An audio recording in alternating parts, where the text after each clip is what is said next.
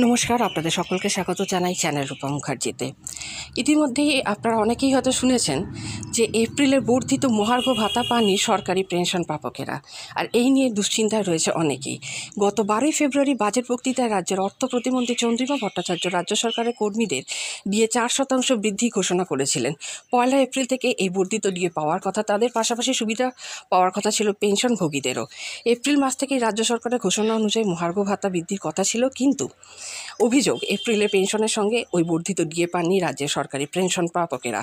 আর সেই আবহে এবার মুখ্য সচিব মনোজ পন্তকে চিঠি দিয়েছেন ডিএ আন্দোলনের পুরোভাগে থাকা সংগ্রামী যৌথ মঞ্চ।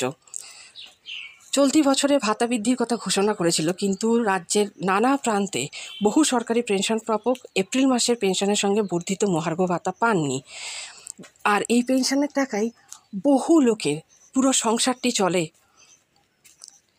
ফলে চরম আর্থিক সমস্যায় পড়তে হচ্ছে এইসব পরিবারকে।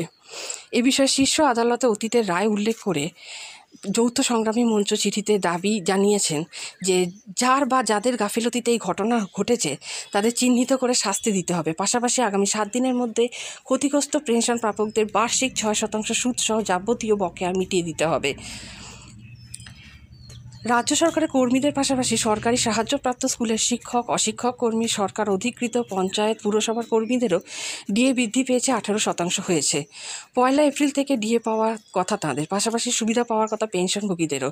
যদিও কেন্দ্রীয় হারে ডিএর দাবিতে এখনও অনড় রাজ্যের সরকারি কর্মচারীদের একাংশ। তাদের দাবি, রাজ্য সরকার ডিএ বৃদ্ধি করলেও কেন্দ্রের সঙ্গে ডিএর হারের ফারাক 37%, এই সংক্রান্ত মামলাও চলছে। তো তাই আপনারা যদি টাকাটি না পেয়ে থাকেন, দুশ্চিন্তা করবেন না, আপনি একলা নন, আরও অনেকে আছেন যারা এই বর্ধিত মহার্ঘ ভাতা পাননি। আবার কোনো কনফার্ম খবর পেলে আপনাদের সাথে শেয়ার করব।